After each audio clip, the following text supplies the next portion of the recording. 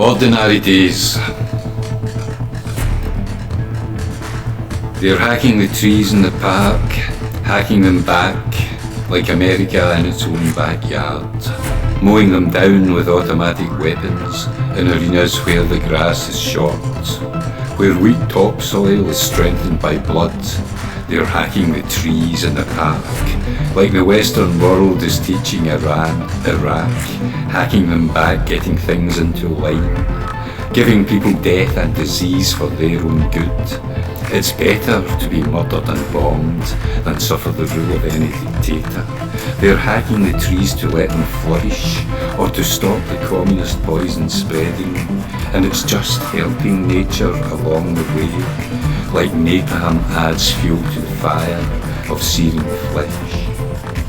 And they're hacking the bodies back in the park, so they're just the right size to fit in mass graves, and we'll be told about that when it's in the interests of good government.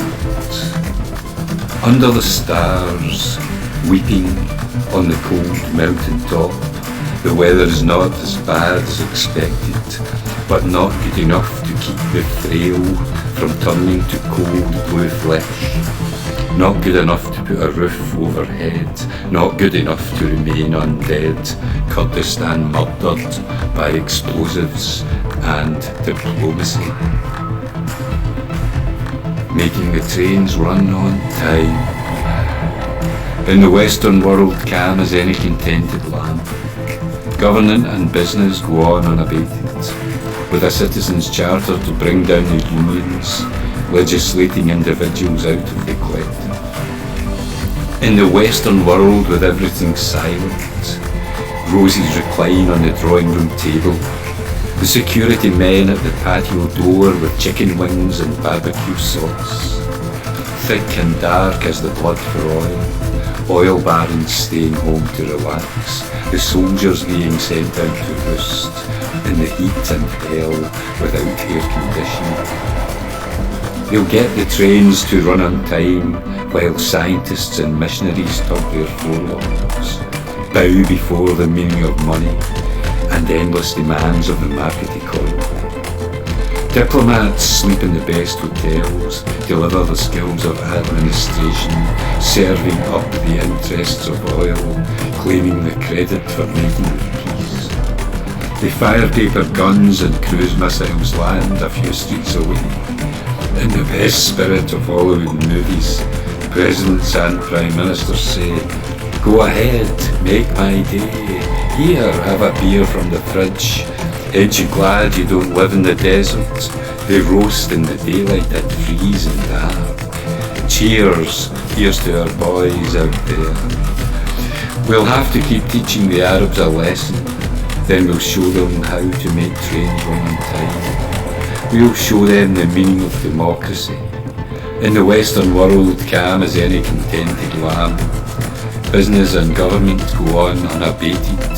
Sheep graze peacefully on hillsides, high above the locks and the Geiger counters. The good shepherd is watching over the flock. The good shepherd is always near. The good shepherd is always wise. The good shepherd provides guidance for the West. Scream. Today the torturer wears a white suit and canvas shoes. Very casual. As on the mountain top the cold kills, indoors the heat is terror and pain. Scream. Ordinary days. These are ordinary days, no boundaries to the horror and shock. A fucking laugh if ever there was one. The underlying violence in the metaphor.